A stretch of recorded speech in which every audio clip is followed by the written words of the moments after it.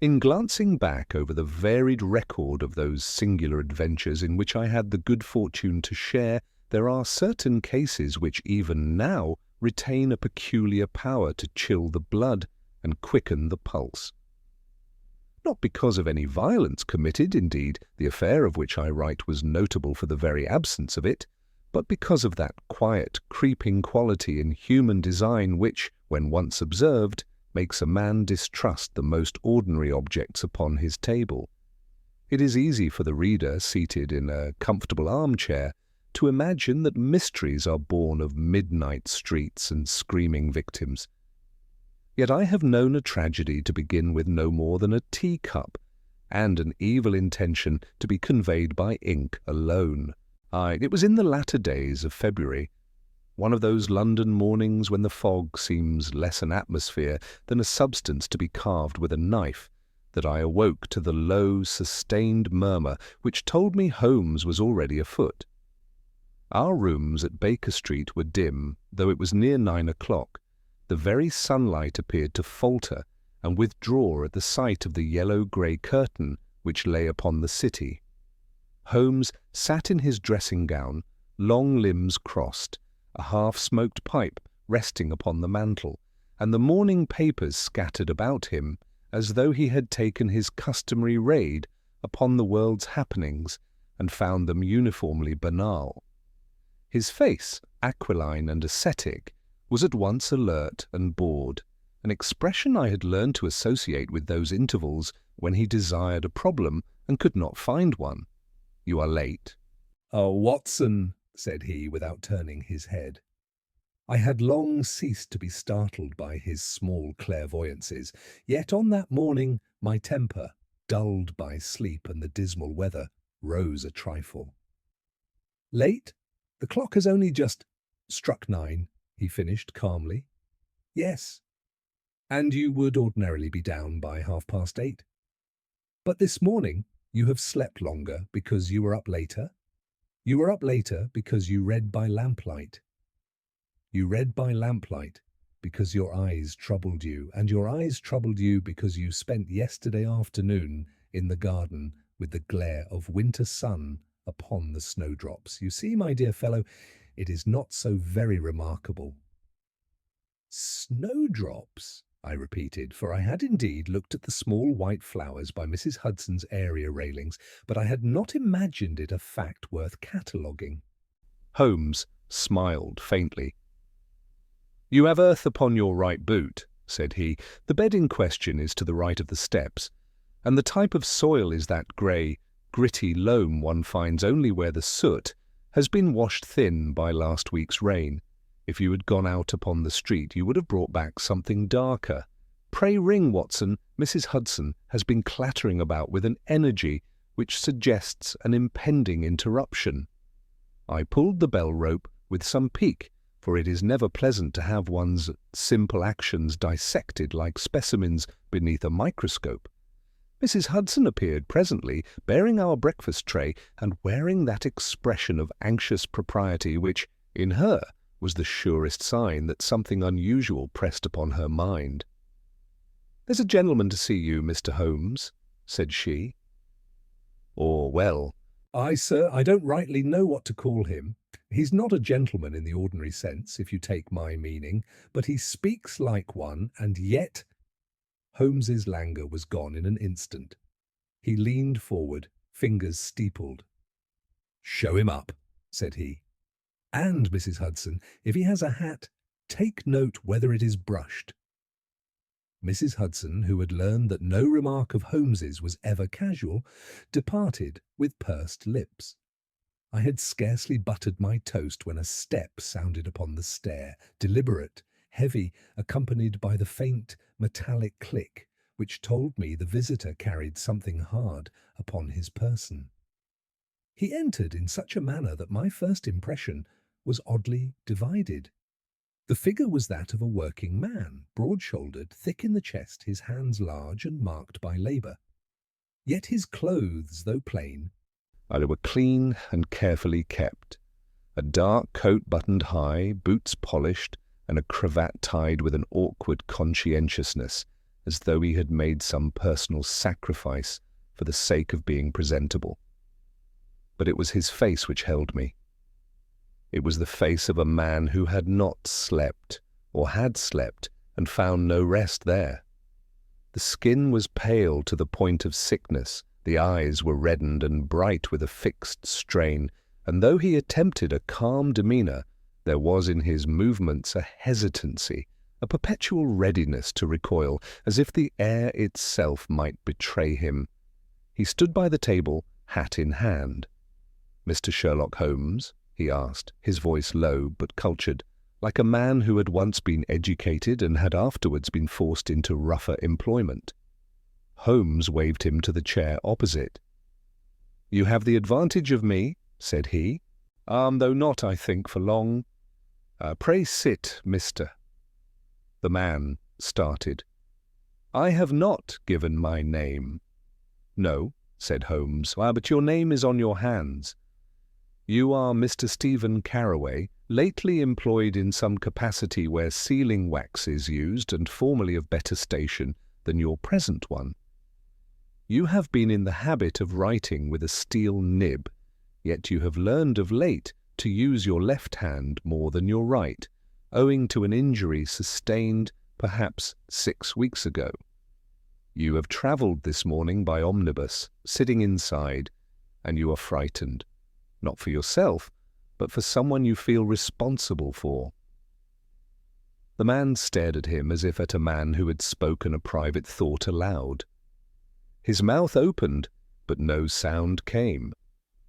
At last he swallowed and leaned forward, gripping the brim of his hat. How could you possibly know those things?" Holmes shrugged with a touch of impatience, as though the question were an old one and no longer interesting.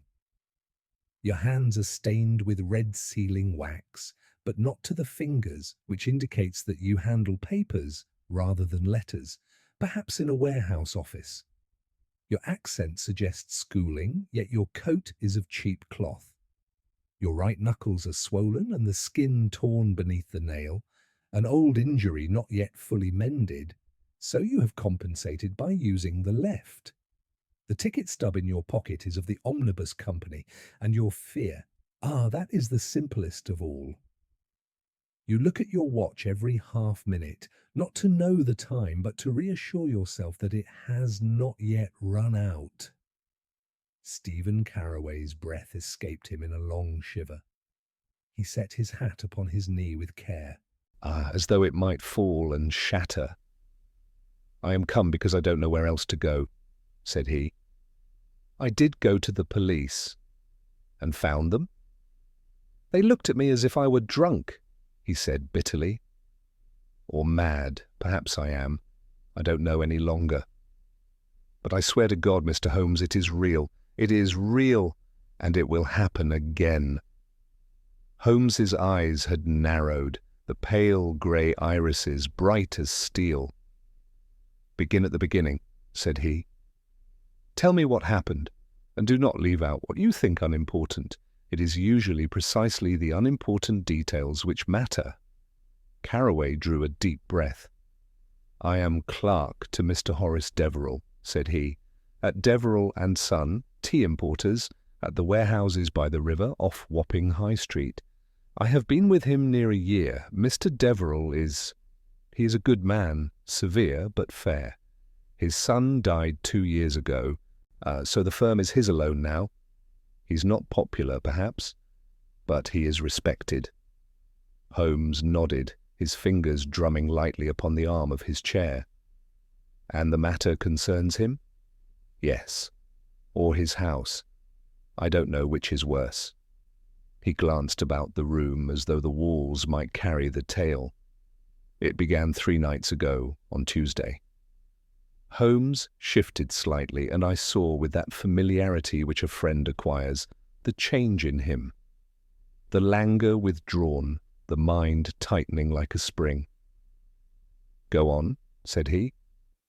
"We had stayed late at the warehouse," Carroway continued.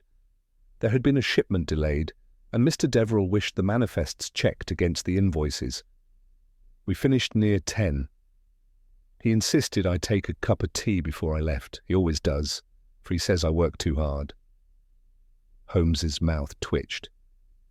A considerate employer. Proceed. Carroway's hands tightened on the hat until his knuckles whitened. He keeps a small office within the warehouse, glass-fronted, with a pot-bellied stove and a table. I made the tea. There is nothing unusual in that. I placed his cup on the table, beside his papers. He was reading, then when he lifted the cup again, there was something beneath it.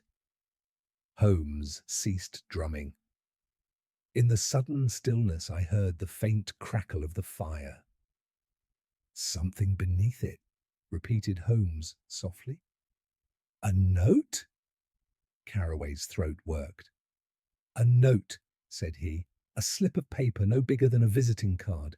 It had not been there when I set down the cup. I would swear it before a judge, yet when the cup was moved, there it lay, flat, dry, uncreased, as if it had always been waiting."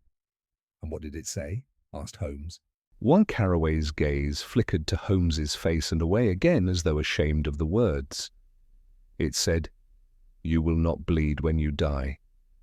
I confess that despite myself a chill passed over me. The phrase held a certain cold artistry, an intimacy of threat which suggests the mind of a man who does not merely intend harm, but delights in the manner of it. Holmes, however, showed no surprise. He merely extended his hand. "Have you it with you?" Carroway shook his head quickly. "No. Mr. Deverell burned it at once. He laughed too, or tried to. He said it was some foolish jest of the warehouse lads. Yet he did not laugh with his eyes. He has been restless since." Holmes leaned back. "Burned," he murmured. "Pity. Still, the words alone are something. Continue." Carroway swallowed. "The next evening, Wednesday, we were again late, Mr. A. Deverell said nothing of the note, but he kept looking at the door. Once he asked me if I had told anyone. I said no. At 10, again, I made tea. Again, I set the cup beside him. Again, he lifted it, and again there was a note beneath. Holmes's brows rose a fraction. The same words? No, different. Carroway licked his dry lips. It said, "No blood, no cry, no witness." Watson, the soldier in me, found the phrase unpleasantly practical. It was not a romantic threat, but a tidy one. "And this second note?" asked Holmes. "He did not burn it," said Carroway. "He folded it and put it in his pocket. He said he would show it to someone in the morning, but this morning—" The man's voice faltered. Holmes's eyes sharpened. "This morning something occurred." Carroway nodded once, sharply, as though the motion might steady him. "Mr. Deverell did not come to the warehouse. That alone is unheard of. He sent no message. At noon I took it upon myself to go to his house in Kensington and inquire if he were ill. The maid let me in. She was in tears. Mr. Deverell had been found dead in his study." The words seemed to thicken the air. I felt my hand go unconsciously to my pipe and found it unlit. Holmes's expression remained almost placid, yet I knew the intensity beneath it. "Dead," he repeated. "How?" Carroway's mouth tightened. "That is the thing." His voice dropped. "They say there was no blood." Holmes's chin lifted slightly. "Explain." "The maid, Mrs. Greaves. She says she went in at 9 with the morning tray. He was in his chair by the desk, as if asleep. When she touched his shoulder, he fell sideways. There was a mark at the throat, a bruise like fingers, but no blood. No wound they could find. The doctor called it asphyxia, strangulation, yet his skin was white as paper, and there was—" He paused, and I saw his hands tremble.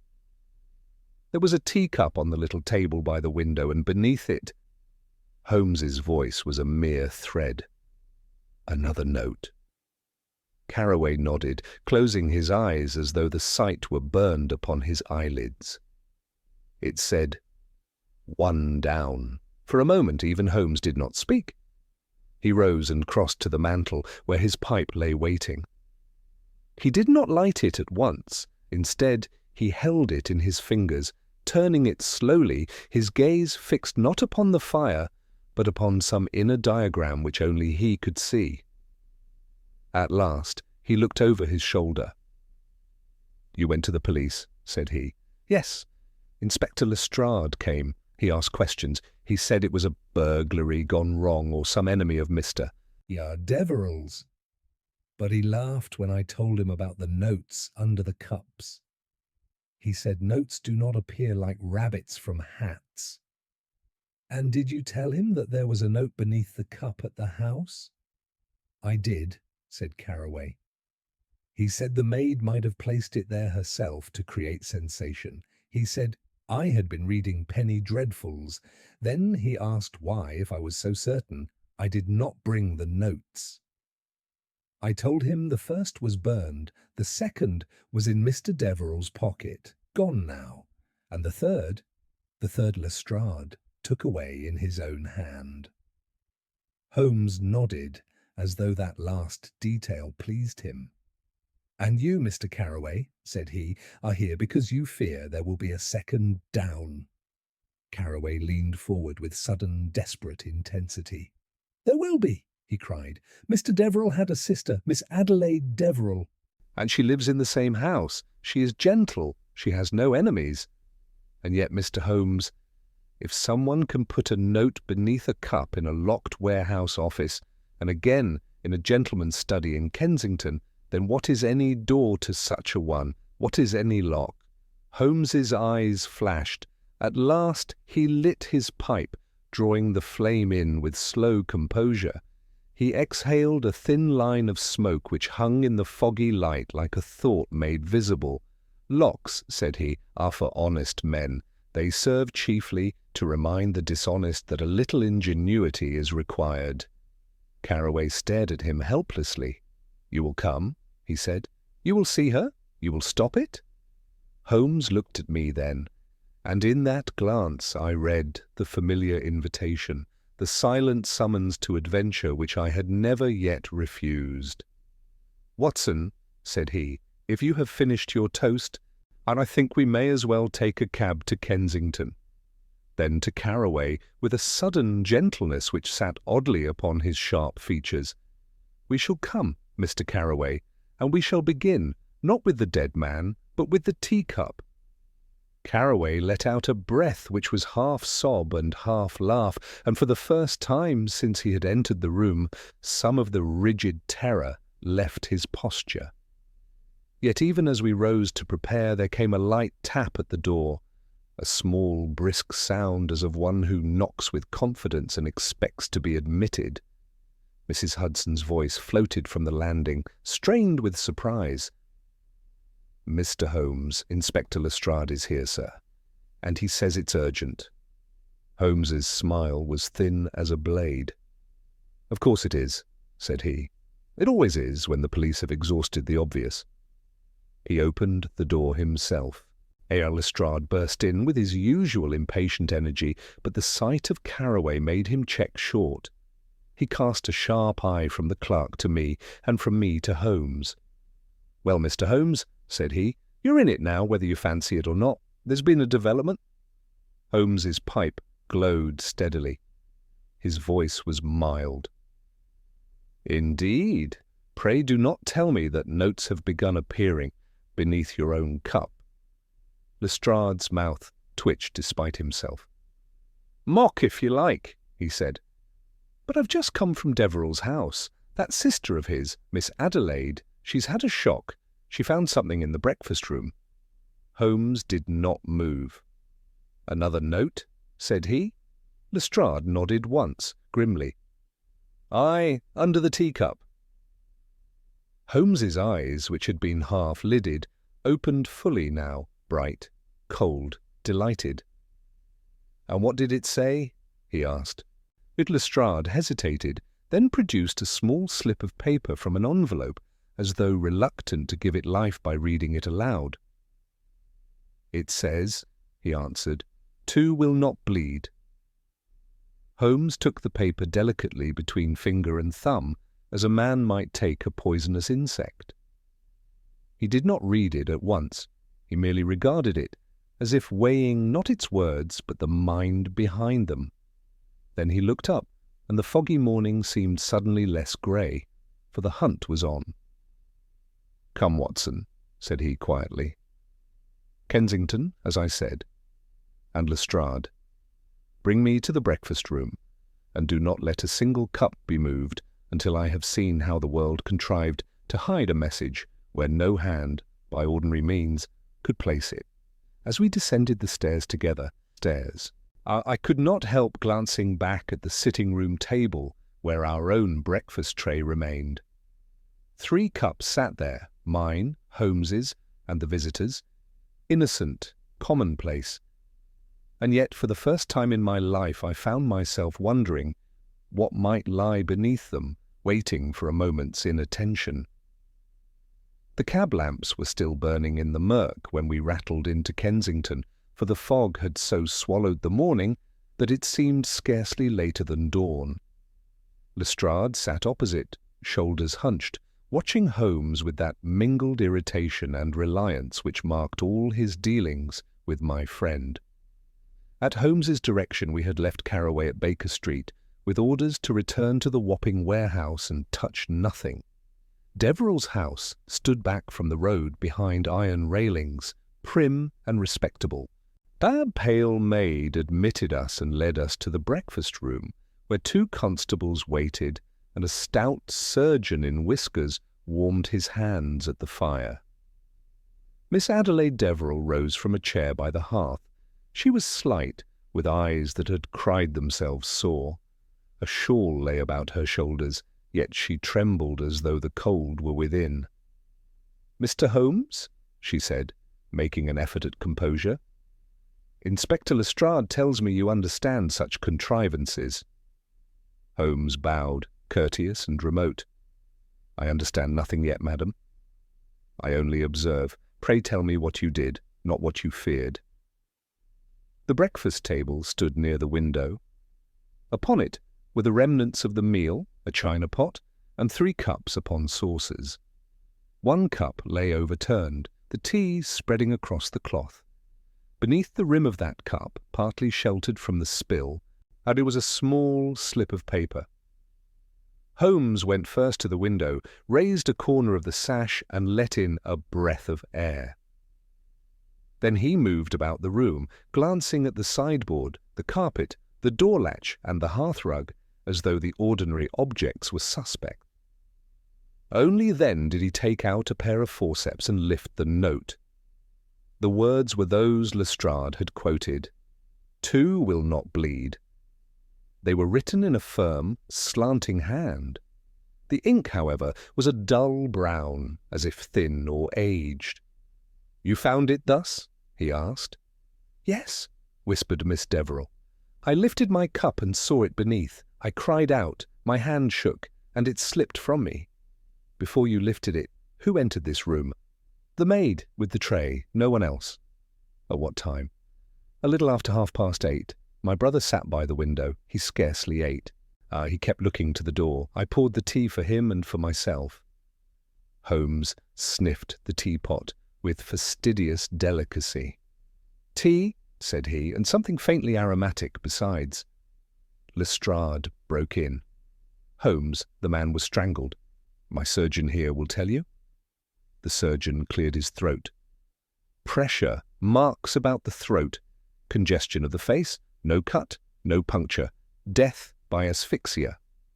Holmes did not argue. He studied the wet ring where the overturned cup had rested. With the forceps he drew the paper lightly across the cloth. A faint line appeared, as though the paper carried minute grit. Then he examined the smear of tea upon the linen. "This cup was not lifted straight up," said he abruptly. "It was slid." Miss Deverell stared. I only remember it falling." "It was slid before it fell," said Holmes. "See the ring, dragged, and the note is dry on the side nearest the spill." It was placed under the cup shortly before you lifted it, so shortly that moisture had not time to creep beneath. Lestrade frowned. Placed by whom? Only the maid came in. Holmes looked from the note to the teapot. Only the maid came in, he repeated softly. Then either the maid placed it, or something else brought it to the cup. Something else? Miss Deverill echoed, her voice thin. Holmes turned the teapot a fraction, so that the spout faced her and watched her. She did not seem to notice. Did the maid set the tray upon the table, or hand you the items? He asked. She set it down near the pot, then she left. And your cup? Was it already here when the tray arrived? Yes, we set the cups the night before. Holmes's eyes brightened. Ah, then the paper did not need to be placed beneath the cup at all, said he.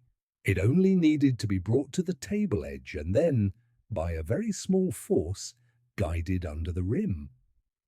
Lestrade made an impatient gesture. Guided by what? A ghost? Holmes smiled faintly. By something more useful than a ghost, Inspector. Something that can be hidden in plain sight and removed again without a hand ever approaching the cup. He bent, peered beneath the overhanging cloth, and straightened with quiet satisfaction. Whoever plays this game thinks in arrangement, said he. The pot's position, the tray's placement, the path by which a thing may be slid unseen, these are not accidents. He turned to Lestrade. Have the kitchen staff assembled, maid, housekeeper, and anyone who laid the table last night. And do not allow a single piece of china to be moved from this room. Miss Deverill's composure broke. Will you stop it, Mr. Holmes? We shall begin by stopping the method, said he. When the method is pinned, the man must either abandon it or reveal himself in trying to keep it. Even as he spoke, there came from the passage the quick patter of feet and the clink of crockery, checked sharply by a constable's command. Holmes's head tilted, listening. Good, he murmured. Let us see whose nerves betray them first today. The servants were assembled in the adjoining parlour under Lestrade's supervision, their faces a study in alarm and wounded dignity. Holmes stood between the breakfast-room and the hearth, so placed that he might observe both without seeming to watch either too closely. He questioned them gently, almost lazily, yet I knew that every word was weighed and every pause measured. Mrs. Greaves, the housekeeper, was first. She was a stout woman of middle years, composed despite her red eyes. She had locked the breakfast-room the previous night after laying the table. No one, she swore, had entered until the maid brought the tray. The maid, Ellen Parker, was young and pale, twisting her apron in nervous fingers. She admitted to nothing more than placing the tray by the teapot, as she had done every morning since entering service. She denied touching the cups. Holmes asked her to demonstrate. She did so, lifting an imaginary tray and setting it down with care. You did not brush the cups? He asked casually. No, sir. You did not adjust the cloth? No, sir. Holmes nodded and dismissed her with a murmured thanks. The footman and cook followed, to neither adding anything of substance. When they were gone, Lestrade snorted. All clean as whistles, Holmes. You can't hang a murderer on table manners. Quite so, said Holmes, which is why I have no intention of doing so. He crossed to the table again and studied the teapot, then lifted the lid and peered inside. A faint smile crossed his face. Watson, said he, did you notice anything peculiar about the ink on the note? It struck me as thin, I replied, as if watered. Or mixed, said Holmes, mixed with something that dries without gloss.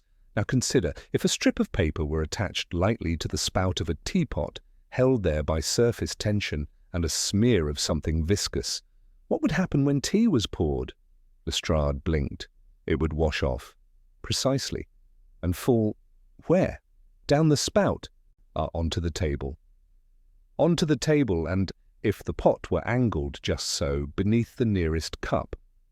Holmes lifted the pot, tilting it minutely. A darkened mark on the spout caught the light. "There," said he, "tea stain over something thicker, honey perhaps, or glycerin. Enough to hold paper briefly, but not enough to be seen unless one looked." Miss Deverill pressed a hand to her mouth. "Then the note was on the pot?" "Yes." "Brought in openly under the eyes of everyone." Holmes replaced the pot. "Which means the person who placed it there had access to the teapot before the tray entered this room." Lestrade's expression sharpened. "The kitchen staff." "Or anyone who passed through the kitchen," said Holmes, "including visitors, tradesmen, or a clerk who knows the house." I saw Miss Deverill start. "Carroway," I murmured, yet Holmes's eyes flicked to me approvingly. Carroway knew of the first notes. He feared another. He knew the method would work again if the opportunity arose, and he had reason to enter the kitchen unremarked. Lestrade's jaw set. "You're saying the man who brought you the tale may be spinning it?" "I am saying nothing yet," replied Holmes. "But I observe that he was present at the warehouse when the first note appeared, and absent only by circumstance from this room when the second did. He is anxious, earnest, and educated enough to phrase his threats with care." "But the murder?" demanded Lestrade. "You don't strangle a man with teacups." Holmes paced slowly. "No, but you may lure him. Mr. Deverill stayed late 2 nights running. He grew uneasy. He kept the second note. Why? Because he intended to confront someone he suspected. Someone who had access to his office, his house, and his habits." Miss Deverill swayed, and I caught her arm. Holmes watched her keenly. "Did your brother expect a visitor last night?" he asked gently. She nodded. "He said a clerk was coming with papers. I thought it strange. So late." "At what hour?" 9. Holmes drew a breath. "At the warehouse the note promised 1 down. At the house 2 will not bleed." A progression. "And now?" He tapped the paper on the table. "This is not merely a threat. It is a schedule." Lestrade's face darkened. "Then we're behind it." "Not entirely," said Holmes. "For the author enjoys the display as much as the act. He will not abandon it easily." As if summoned by the words, a constable appeared at the door. "Inspector, there's a gentleman below asking for Mr. Holmes. I says his name is Carroway." Holmes's eyes gleamed. "Show him up," said he, "and bring the teapot with you." When Carroway entered, his composure cracked at the sight of the table and the note. His gaze went first to Miss Deverill, then to Holmes. "You see," he said hoarsely, "I told you." Holmes regarded him with calm interest. "Indeed you did. And now, Mr. Carroway, perhaps you will tell us why the teapot bears traces of a substance used in your warehouse to seal invoices." Carroway's face drained of colour. I don't know." Holmes lifted the pot and turned it so the spout faced the light. "Red sealing wax, thinned and mixed," said he softly. "A clever adaptation. Enough to hold paper, not enough to betray itself." Carroway took a step back. "Before you say another word," Holmes continued, "consider this. You are not accused yet." But the game you play is observed now, move by move. The next note you place will not lie beneath a cup. It will lie in my hand." The room held its breath. Carroway's eyes darted toward the door, then back again. Somewhere in the house, a clock struck the quarter. Holmes's voice was almost kind. "Sit down, Mr. Carroway," said he, "and tell us who taught you to hate without shedding blood. For I promise you this, the method is spent, and the reckoning is close." Carroway's knees seemed to lose their virtue, for he sank rather than sat into the chair by the hearth, his hat still clutched as if it were a lifebelt. Lestrade took a half-step forward, eager to seize and accuse, but Holmes checked him with a slight motion of the hand, the gesture of one who would rather net a fish than strike at it. "You are shaking," said Holmes quietly. Or not the tremor of guilt, Mr. Carroway, at least not of that simple sort. It is the tremor of a man who has walked too long beside danger and begins to realize that it may turn its head. Carroway licked his lips. "I never meant—" he began and stopped, staring at the note as if it were alive. "Spare us intention," said Lestrade. "Did you put that paper on the pot, yes or no?" Carroway's eyes flicked toward Miss Deverell. "No," he whispered. "Upon my soul, no." Holmes leaned nearer, his voice low enough that it compelled attention without demanding it. "Then answer what I ask.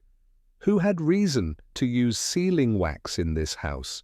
Who knew your habit, your stains, your work, well enough to imitate it? And who, at the warehouse, could observe you closely while you made tea?" Carroway's fingers tightened until the brim of his hat creaked. "Oh, why, there was a man," said he at last. "A porter who came and went. We called him Hob. He was not always a porter. He spoke like someone who had read books. He could quote the Bible one minute and curse like a sailor the next." "Describe him," said Holmes. "A thin fellow," Carroway answered, "with a limp in the left leg. He wore his cap low. His hands were pale, too pale for the work." Holmes's eyes narrowed. "A limp, you say? Recent?" "I think so. He would favour it more on damp days." "And where is this Hob now?" Lestrade demanded. Carroway shook his head helplessly. "Gone. He was there Tuesday night. Wednesday he did not appear. I asked, and was told he had been dismissed, sent away for drunkenness, but I never saw him drunk." Holmes straightened and glanced to me. "Our friend has a habit," said he, "one of shedding identities as a snake sheds skin." Miss Deverell spoke suddenly. "My brother mentioned a porter. He said the man had once worked for a solicitor." Carroway started. "He did say solicitor once," he muttered, as if it were a place he had escaped. Holmes turned back to Lestrade. "Inspector, send a man at once to Wapping. Ask at Deverell's warehouses for a porter answering this description, dismissed within the last 2 days. Then send another to every lodging-house within a mile of the river for a lame man with pale hands. And, most important, find out whether any former employee of Deverell and Son has a grievance sharp enough to fashion into theatre." Lestrade hesitated, affronted by the ease with which Holmes deployed him, yet necessity conquered pride.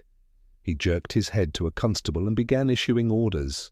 Holmes's attention returned to Carroway. "Now," said he, "you came here this morning. How did you gain entrance to the kitchen?" Carroway blinked. "I did not. I came to Baker Street. I have not been in this house since yesterday at noon." "And yesterday at noon," said Holmes, "the servants were in turmoil, the police present, the doors opening and shutting. A man might slip in then and learn where the teapot is kept." Carroway's eyes widened with a dawning horror. "Then he used me," he whispered. "He knew I would run to you. He wanted you here." Holmes gave a small nod. "He wanted an audience, yes, and perhaps he wanted you suspected. A clever way to dispose of 2 problems at once. Frighten the household and lay a trail toward the clerk with wax-stained hands." Miss Deverell swayed. "But why my brother? He harmed no one." Holmes's face softened for a moment. "Few men believe they harm anyone, yet commerce, like medicine, leaves casualties. We must discover whose. We needed the ledger of his last dealings at once." A commotion sounded below, raised voices, quick steps. Mrs. Greaves burst in, breathless. "Miss Adelaide, the post has come. There is a letter, and it was not brought with the others. It was pushed under the door." Holmes held out his hand. The envelope was coarse, unsealed. Upon it was written in the same brownish ink, "Adelaide Deverell, breakfast room." Holmes opened it with a knife. Inside was a single sheet, folded once. The writing was spare, almost neat. "You have moved the pot, so I move the time." At 3, tea in the garden. Miss Deverell gave a strangled sound. Lestrade, returning, snatched for the paper. But Holmes held it out of reach. "At 3? Lestrade barked. "That's broad daylight." Holmes's eyes shone with cold satisfaction. "Broad daylight is precisely what such a man prefers when he believes himself unseen," said he. He looked at the window and the pale square of garden beyond, its hedges blurred by fog. "He chooses a place with many lines of sight and one blind spot." He turned to me. "Watson, we shall take the garden." "And if he means to strike?" Lestrade asked. "Then he will discover," said Holmes, slipping the letter into his pocket, "that there are still men in London who bleed, if only to prove a point." Holmes wasted no time. He ordered the breakfast-room restored precisely as it had been found, cups returned, cloth smoothed, teapot set back upon its stand, then kept the servants together under Mrs. Greaves's eye, so that no one might wander and later swear they had been elsewhere. Lestrade posted men in the hall and street, with instructions to watch every visitor who approached the door between then and 3 o'clock. "An open challenge," Lestrade muttered as we went into the garden.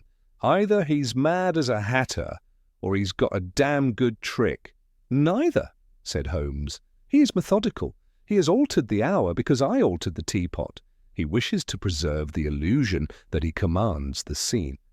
The garden was trimmed and modest, gravel paths, clipped yews, and, at the far end, a little arbour half hidden by ivy. In the fog, the shrubs loomed like dark figures. Holmes paced with his head lowered, taking in trifles, the angle of a latch, a faint scuff upon the gravel, a broken twig at eye height. At the arbour he halted. "Here," said he, and from that bench one could see the French windows to the breakfast-room and the iron railing beyond. It offered, as Holmes had said, many lines of sight and one blind spot, the thick hedge on the left, which ran to a side lane. "He will come from behind that hedge," I said. Holmes shook his head. "He will already be inside before 3. He is the sort who arrives early to enjoy anticipation." "And how do we catch a man who is already here?" Lestrade asked. "We do not search," said Holmes. "We wait, and we arrange the waiting so that he cannot resist moving." He requested 2 empty cups, a saucer, and the very teapot, and had them carried out to the garden table.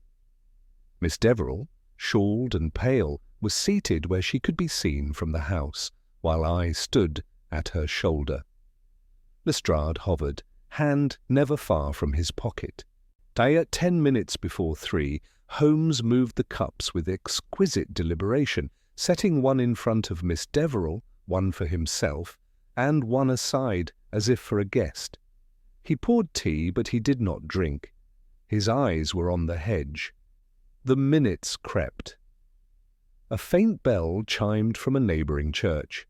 Miss Deverell's hands trembled, and once she whispered, "Mr. Holmes, perhaps it is only to frighten me." Holmes did not look at her. "It is never only to frighten," said he. "Fear is merely the tool. There is always a practical end." At 2 minutes past 3, a movement ran through the hedge, so slight it might have been wind. Yet there was no wind. A small bird fluttered up. Holmes's fingers tightened around the teapot handle. Then a thin shape slipped from the far end of the hedge, not into the open path, but along the shadowed strip beside it, where the yew branches drooped low. The man wore a gardener's smock and carried a long-handled tool, as if he had been working among the beds. His cap was pulled down, his gait favoured the left leg. Lestrade half rose, but Holmes's glance pinned him. The man advanced with the easy familiarity of one entitled to be there. Without looking at Miss Deverell, he set his tool against the bench and reached for the cup Holmes had placed aside. "Beg pardon, miss," he said, voice respectful, "but Mrs. Greaves told me to fetch the tray." Holmes's voice was mild. "And Mrs. Greaves, I think, told you to bring something else as well." The man froze, hand hovering. His eyes, quick and dark, flicked to the French windows, then to the hedge, measuring roots. "You're mistaken," he said, and Holmes lifted the teapot and tilted it toward the light. From the spout, held by a reddish-brown smear, dangled a folded slip of paper. "No," said Holmes, "I merely returned your apparatus to its owner." With a sudden snarl, the man snatched for the tool by the bench, swinging it up, not at Holmes, but toward Miss Deverell. I stepped in, and the blow glanced off my forearm with a jolt that set my teeth on edge. Before he could strike again, Lestrade and a constable were upon him, wrestling him down into the gravel. Holmes did not move until the man's wrists were pinned. Then he calmly removed the paper from the teapot spout and unfolded it. It read, "Bloodless is cleanest." Holmes looked down at the captive with a cold, almost curious pity. "Cleanliness?" said he. "Is often the last refuge of the filthy." The fellow fought with a cunning strength, twisting his limp leg to trip the constable and spitting a curse that sat ill upon his servant's tone. Lestrade wrenched back the cap, and a narrow, sharp-featured face appeared, the cheekbone bearing a faint scar as if from an old burn. Holmes crouched and, with a swift motion, drew a small tin from the man's pocket. Inside was sealing wax, shaved fine, and a little vial of syrup. "You see, Inspector," said Holmes, "he meant to write again, here, now, using your very interruption as his cover." He turned the prisoner's left hand palm up. The fingers were ink-stained. "Not a gardener," he added, "a clerk or once one." The man's eyes met Holmes's, and for the first time fear replaced bravado. The man was dragged to his feet. His limp more pronounced now that the fight had gone out of him. Gravel clung to his smock, and his breath came in short, angry pulls. Holmes remained crouched a moment longer, studying the fellow's face as one might study a cipher whose key lay just beyond reach. "Take him inside," said Holmes at last. "The garden has served its purpose." Miss Deverell was led away, shaken but unharmed, and the prisoner was marched through the French windows into the breakfast-room. There, with the cup still set and the cloth marked faintly by the morning's drama, Holmes placed the man in a chair and stood before him, hands clasped loosely behind his back. "You will give your name," said Holmes. "If not for the police, then for your own peace." The man laughed hoarsely. "Names are for graves," he said. "Oh, I've had 3 already." "Then we shall use the one Mr. Carroway gave us," Holmes replied. "Hob will do. Or shall we say Mr. Henry Mordaunt, late of Gray's Inn, once articled to a solicitor who found your habits inconvenient?" The laughter died. Mordaunt's eyes narrowed. "Carroway talked too much."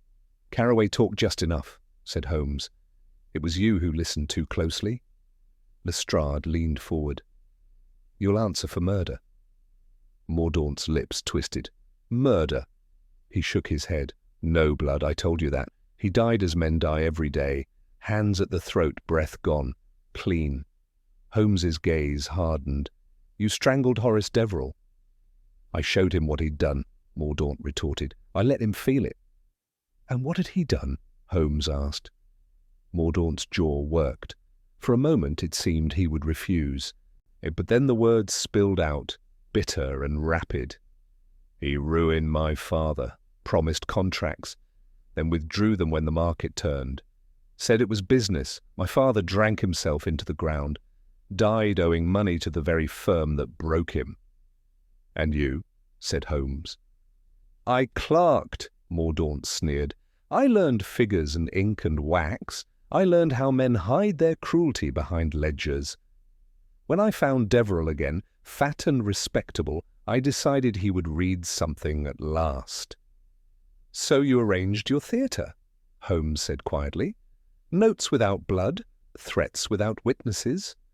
You chose the teacup because it is intimate, because it demands trust. Mordaunt met his eyes. He always drank tea before working late, always. And the porter's role? I needed access, needed to watch. Mordaunt's mouth twitched. The limp helped. Is people remember a limp and forget a face? Lestrade struck the table. You killed him in his study. Mordaunt nodded once. He thought I'd come to argue. He kept the second note in his pocket like a talisman. When I took it from him, he tried to shout. There was no blood.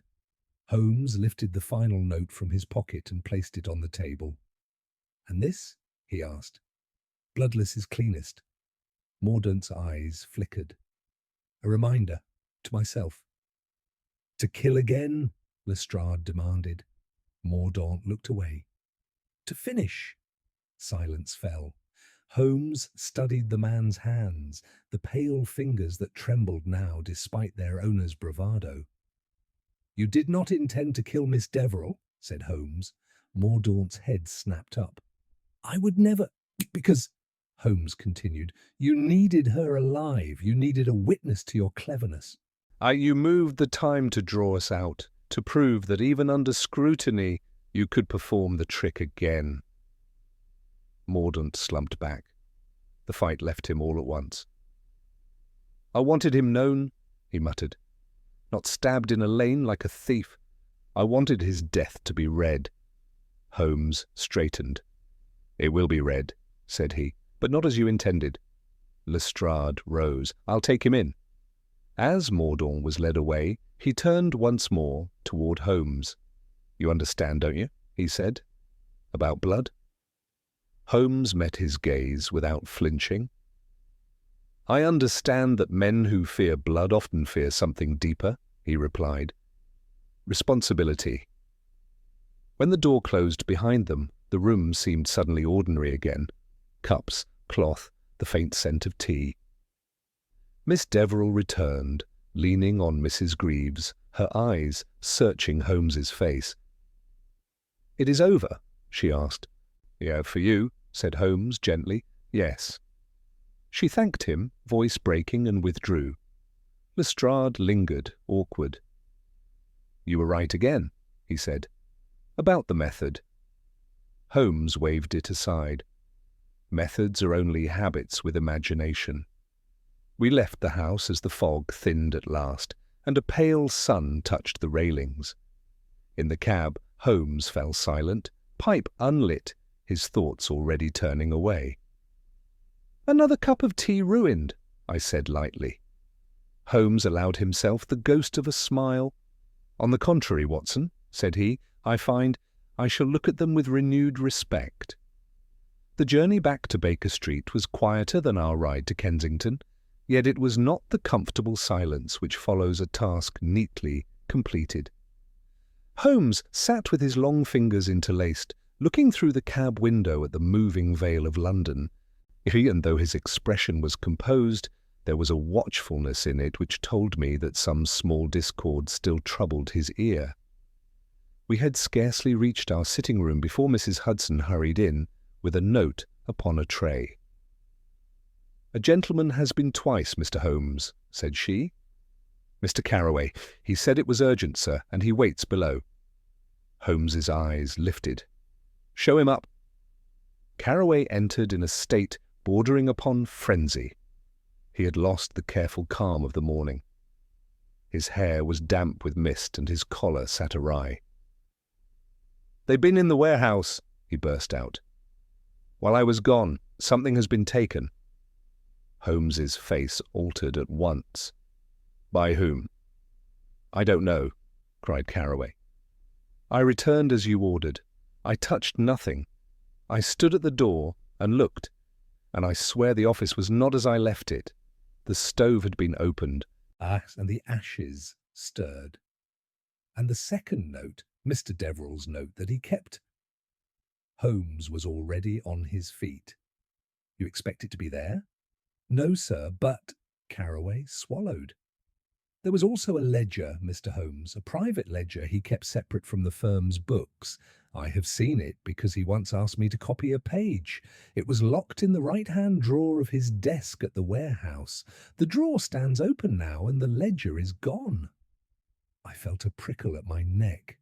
Holmes asked only one question. "How do you know it is gone?" "Because the drawer is empty," Carroway answered, "and because the lock is not broken. It is as if someone used the key."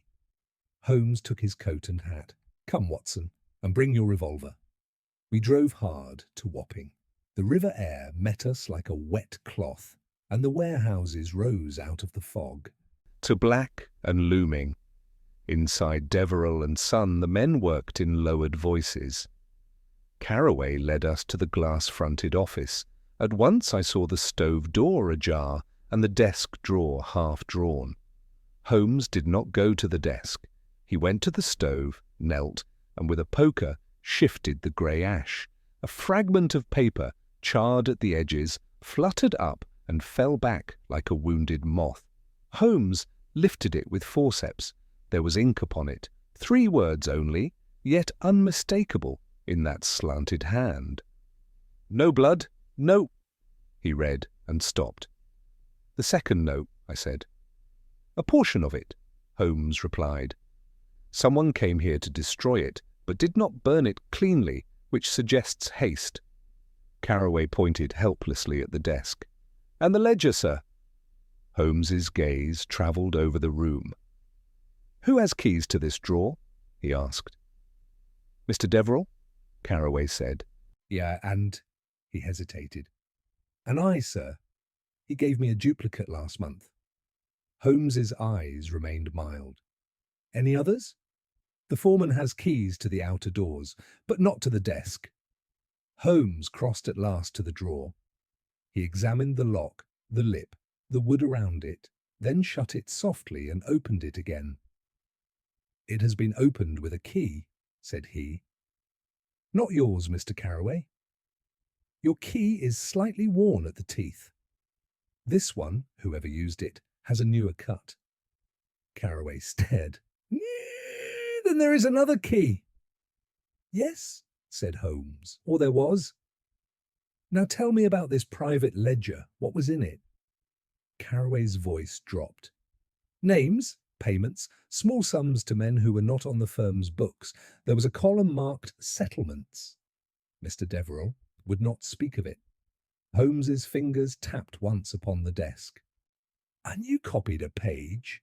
"Yes. From memory. Can you recall a name from it?" Carroway shut his eyes. "One," he whispered. "Mordaunt. Henry Mordaunt." Holmes's head lifted sharply.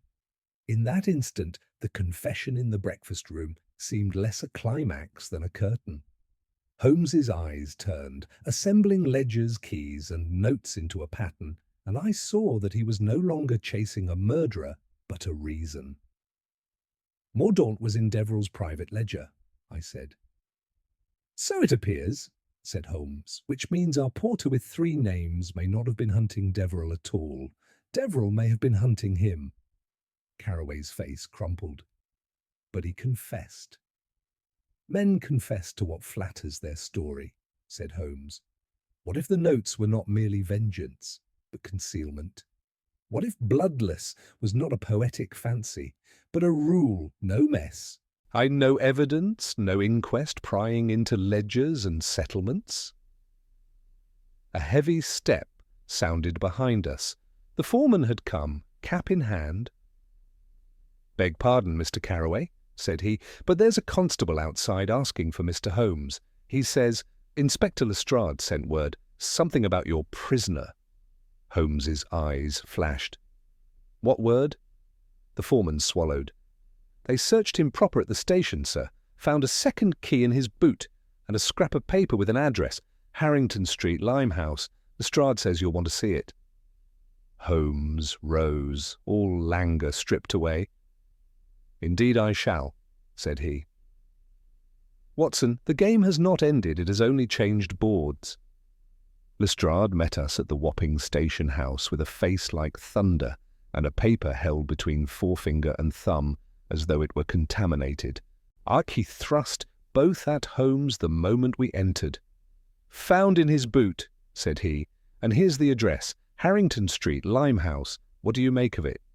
Holmes glanced at the scrap and then at the key, turning it so the teeth caught the gaslight. A warded key, he murmured, not for a common door, and the paper torn from a ledger margin. See the faint ruling. Our friend Mordaunt carries more of Mr. Deverell's secrets than he admitted. Lestrade's jaw tightened.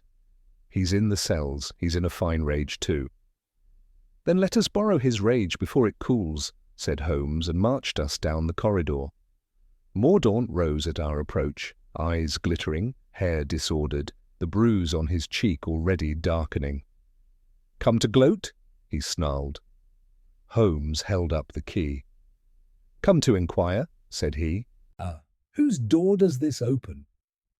Mordaunt's gaze flickered once, involuntarily, and in that moment Holmes's expression sharpened like a knife. Not yours, Holmes went on. It is too clean for a working man's pocket, yet you hid it where only a man expecting to be searched would place it, under the boot sole. You did not hide it from the police, you hid it for them to find later. Mordaunt laughed, but the sound was forced. Maybe I like puzzles. You like control, said Holmes. And you were denied it when you were seized in the garden. So you left a thread, hoping we would follow. Harrington Street, Limehouse. What waits there? Mordaunt leaned forward, gripping the bars. If you're so clever, go see, he hissed. Holmes's voice was mild. We shall. But tell me first, did you take the warehouse ledger? For the first time, Mordaunt hesitated. Ledger? He said too quickly. Holmes nodded once, satisfied. Then someone else did.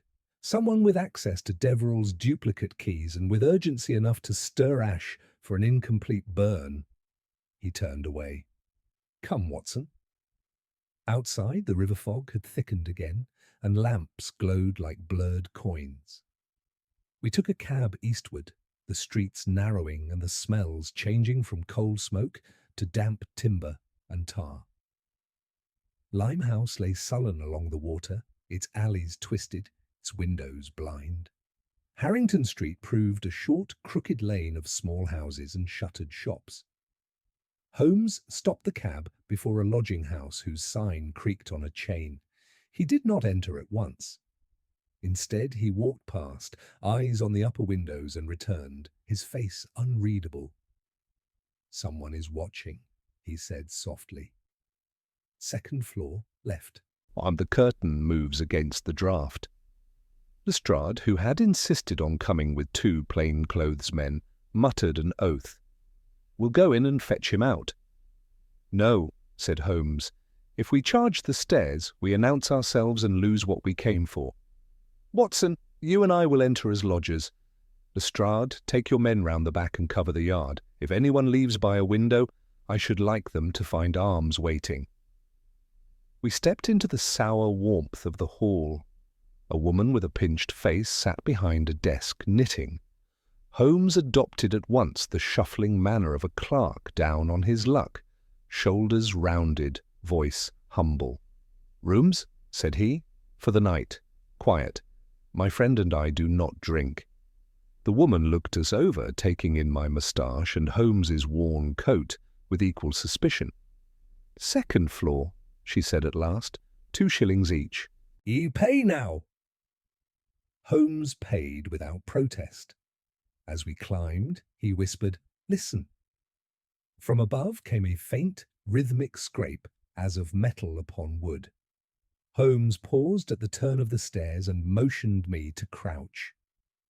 Through the banister slats we could see a narrow landing and a door ajar. Beyond it, a man's back bent over a table. He was thin, as Carroway had said, but not mordant. His hair was grey at the temples, his shoulders narrow. In his hand was a small file. He was filing a key. Holmes's eyes gleamed. "A key maker," he breathed. "Or a man making keys." At that instant the man straightened, as if warned by some instinct, and his head turned toward the stairwell. Holmes rose, stepping out boldly, and pushed the door wide. "Beg pardon," said he in his clerk's voice, "but is there a Mr. Deverell here?" The man's eyes widened, not in confusion but in recognition. His hand darted to the table, snatching up a paper. He sprang for the window. Holmes lunged, but the man was quick, limping not at all. He flung the sash up and swung one leg over. A crash sounded below. Lestrade's men in the yard. The fugitive hesitated, trapped between the room and the street, and in that hesitation I saw the paper fall from his grasp onto the floor.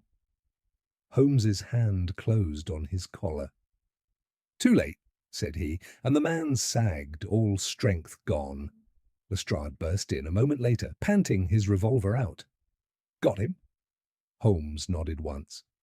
"Yes. And now," he said, stooping to retrieve the fallen paper, "we shall read why Horace Deverell could not be allowed to bleed. For in this room, amid filed keys and stolen ledgers, lay the machinery of a conspiracy older than vengeance." Holmes held the paper close to the lamp. It was not a note of threat, but a list, names in a careful hand, each followed by a sum and a date. Beside several entries were initials in red pencil, and at the bottom, underlined twice, the words "settlements," "river accounts," "cash only." The grey-templed man watched him with the exhausted malice of one whose secret has slipped. Lestrade's men had him by the elbows. He no longer struggled. "Your name?" Lestrade snapped. The fellow's lips parted, then closed again. Holmes answered for him, without lifting his eyes from the page. "Silas Trench," said he, "former clerk to Deverell and Son, dismissed 8 months ago for irregularities which Mr. Deverell was wise enough not to report." Trench flinched. "Wise," he muttered. "He was greedy." "And it's not wise." Holmes set the paper on the table among the files and half-finished keys. "You made keys for him," said he. "Keys for drawers and doors that were meant to remain private. You kept a duplicate set for yourself, and when Deverell decided to end your little arrangement, you arranged to end him." Trench gave a thin laugh. "You talk as if it were only me. Deverell was the hand that signed. I merely sharpened the pen." "And Henry Mordaunt?" Holmes asked. At the name, Trench's eyes flashed. "A fool with a grievance, useful because he wanted to believe in his own story. I gave him a porter's cap, a limp, and a way to frighten a man who loved his comforts. I told him he could have revenge without blood, and he swallowed it like tea." "You taught him the teapot trick," I said. Trench's gaze slid to me. "He learned quickly," he replied. "Not quick enough." Holmes's fingers moved over the paper, pausing on a name. "These settlements," said he softly, "are payments to men who kept silent when tea was adulterated, when inferior leaf was sold as superior, when the river accounts were used to move goods without duty. That is why Deverell kept a private ledger, and that is why he could not be stabbed in the street. A violent death invites questions. A quiet death is written down as misfortune." Lestrade's face reddened. "Smuggling and fraud, then? And you thought strangling a man would keep it tidy?" Trench's voice rose suddenly, harsh. "Tidy? It was never tidy. He sat in his fine room and spoke of business while men coughed their lungs out in the warehouses. When he dismissed me, he threatened to clean house. He meant to hand me to the police to save his own skin. I opened drawers for him for years. Do you think I would let him lock me away like a spare key?" Holmes leaned nearer, eyes like ice. "So you broke into the warehouse this afternoon and took the ledger?" "I took what was mine," Trench snarled. "It had my name in it." "And you tried to burn the note fragments," Holmes said, "because the handwriting would link Mordaunt to you. You were the true author, Mr. Trench, and Mordaunt only your instrument." Trench's mouth tightened. "Instrument, yes," he whispered. "And instruments can be discarded." Holmes straightened, turning to Lestrade. "Inspector, we must return to the station at once. If Trench has decided to discard his instrument, he may already have arranged for it." Lestrade stared. "Arrange? He's under arrest." Holmes's gaze flicked to the table. "Keys, Inspector. Keys for cells. For doors, for cupboards. This man's trade is access. If he has a duplicate of your lock, he needs only a confederate to turn it." Trench's expression changed, something like satisfaction, almost pride. "He won't talk," he said. "He'll rage and preen. He'll tell you about Deverell's cruelty and forget to mention the river accounts, and then he'll die with no blood, just as he promised."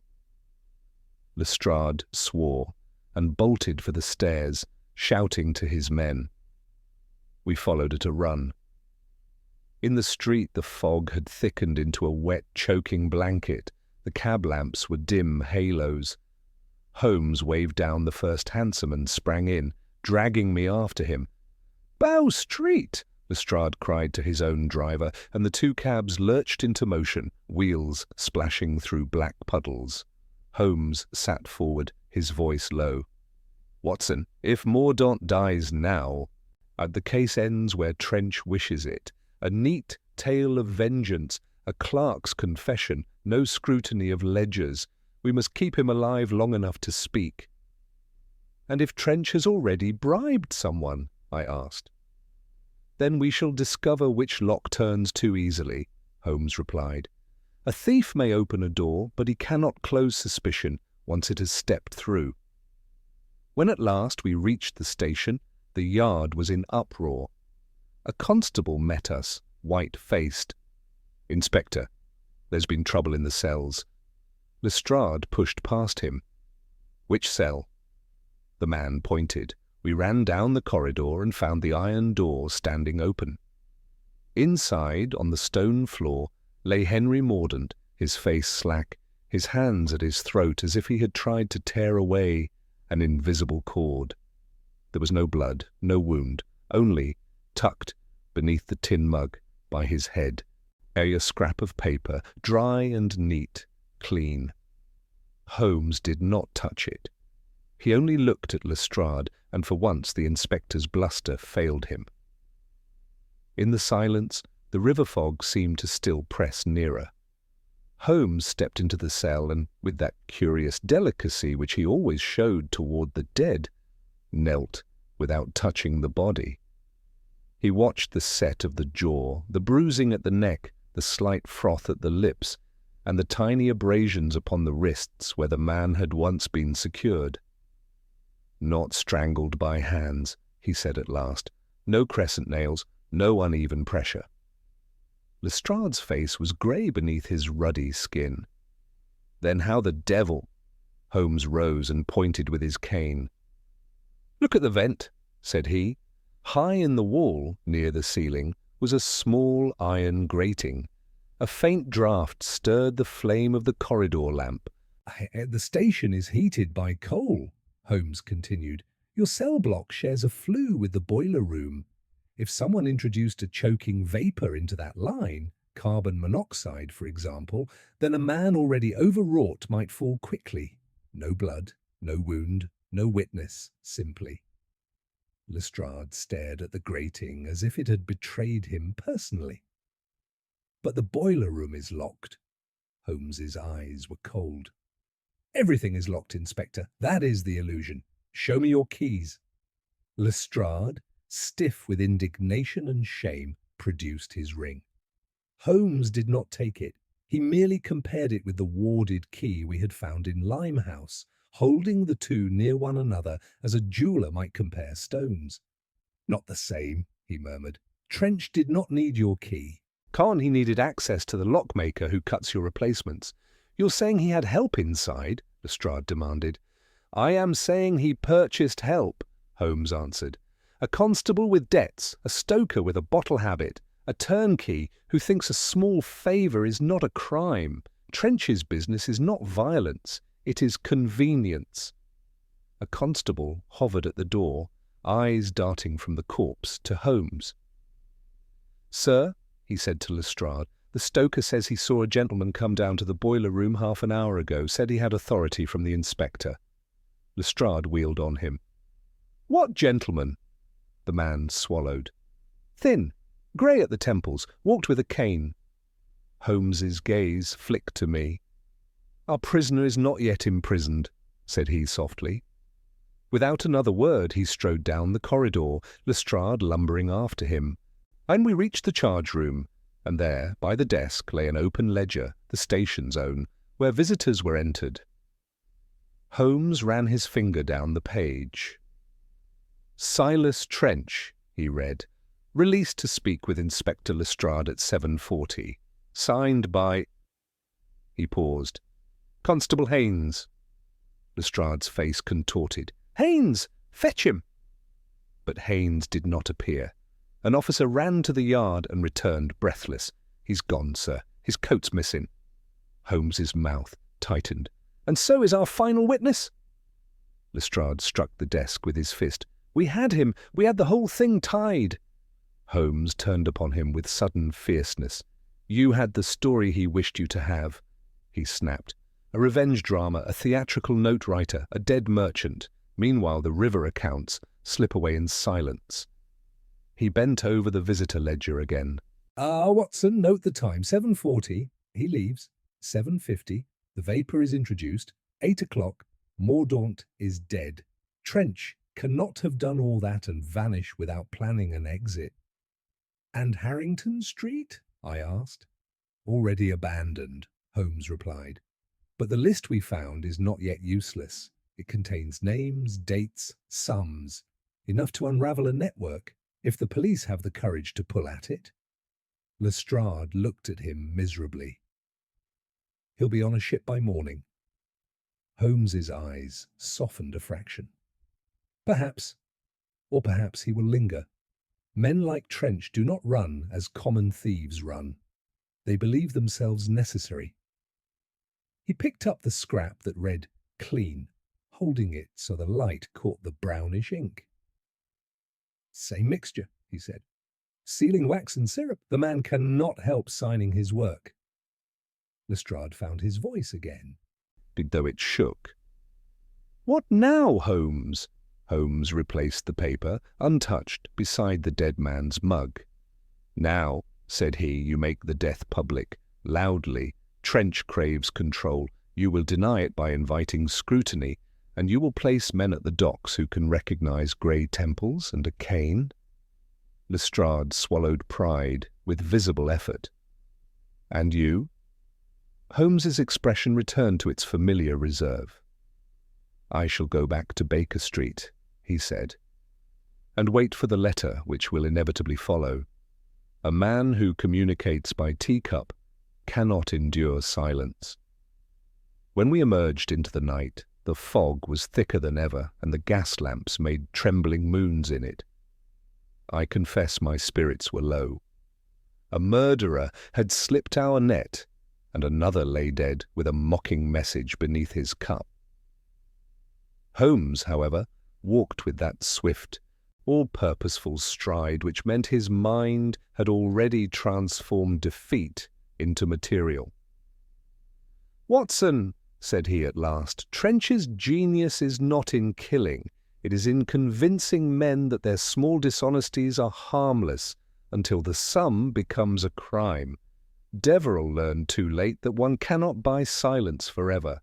Trench will learn, in his turn, that one cannot buy invisibility. He hailed a cab, and as we drove back through the choking streets, his profile was a pale blade against the darkness, set not in triumph, but in the stern patience of the hunter who has marked his quarry and will not forget. The letter arrived 2 mornings later, as Holmes had predicted, slipped through the slot with the morning post and distinguished from the rest by its careful anonymity. It bore no seal, no crest, and no flourish, only my friend's name written in that same spare, disciplined hand we had learned to recognize too well. Holmes examined it without opening, weighing it, bending it slightly between finger and thumb. "He could not resist," said he. "Silence to such a man is an accusation." Inside was a single sheet. "You understand the mechanism. You misunderstand the necessity. If you wish the rest, come alone. Tea at 11, warehouse number 4. Holmes smiled, though there was no mirth in it. "Alone is always negotiable," said he, reaching for his coat. "Come, Watson, we shall drink one last cup." Warehouse number 4 lay quiet at that hour, the river beyond it sliding past with a sullen, secretive sound. Inside, the office was arranged with almost domestic care. 2 chairs, a small table, and upon it a teapot already steaming. Silas Trench stood by the window, cane in hand, his grey temples catching the thin light. "You see," said Trench calmly, "I keep my promises." Holmes did not sit. "You keep patterns," he replied. "Promises imply honour." Trench's mouth twitched. "Honour is a luxury. Control is a necessity." Deverell understood that until he forgot who truly held the keys. Holmes glanced at the pot. "No note beneath the cup?" "Not this time," said Trench. "There is no audience left to impress." "On the contrary," Holmes answered. "There is always an audience. Time, if nothing else." Trench sighed as though disappointed. "You have the ledger fragments. You will expose some names. Others will buy their safety as they always do, and I will vanish. That is the arithmetic." Holmes stepped closer. "You are wrong in one particular," said he. "You believe bloodlessness makes a crime invisible. In truth, it makes it distinctive. Your method was your signature, and signatures are traced." He reached into his pocket and produced a small notebook. "You visited Harrington Street, then the station. You bribed a stoker, a constable, and a lock cutter. Each payment appears in Deverell's ledger, and now in mine." Trench's composure cracked for the first time. "You cannot prove—" Holmes raised a hand. "Inspector Lestrade is waiting outside," said he mildly. "So is the river police. The docks have been watched since the moment your letter arrived. You see, Mr. Trench, you mistook patience for ignorance." For a moment Trench seemed about to bolt, but the sound of footsteps beyond the door checked him. He straightened, smoothing his coat with a resigned dignity. "You will never stop it," he said quietly. "Men will always prefer a clean crime." Holmes shook his head. "Men prefer convenience," said he, "and convenience ends where scrutiny begins." Lestrade entered then, grave but resolute, and Trench was taken without struggle. As he passed Holmes, he paused. "No blood," he said once more, almost pleading. Holmes met his gaze steadily. "No absolution either." When the warehouse was empty again, Holmes poured the tea at last and handed me a cup. "To the end of notes," said he. I drank and found it tasted quite ordinary. In the weeks that followed, the affair unravelled with a thoroughness that surprised even the most cynical observers. Names from the private ledger led to inquiries. Inquiries led to prosecutions, and the river accounts, once so carefully hidden, were dragged into the light. Trench did not vanish. He was tried, not only for murder by contrivance, but for the long, bloodless crimes he had believed too small to matter. Miss Adelaide Deverell left London soon after, and Carroway, cleared of suspicion, found employment elsewhere, a quieter man for all he had seen. As for Holmes, he returned to his old habits with remarkable ease, as though the case had been no more than a brief intellectual exercise. One evening, as we sat over our customary tea, I could not help but glance beneath my cup before lifting it. Holmes observed me with amusement. "Habit," said he, "is the residue of experience."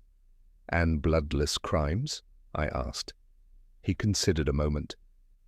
"They are the most dangerous kind," said he at last, "because they tempt men to believe that harm requires spectacle. In truth, Watson, the gravest injuries are often delivered politely, across a desk, beneath a teacup, or in ink that dries too quickly." He rose, already bored, and reached for his violin. "Come," said he, "there are other cups to examine, and London is forever setting its table."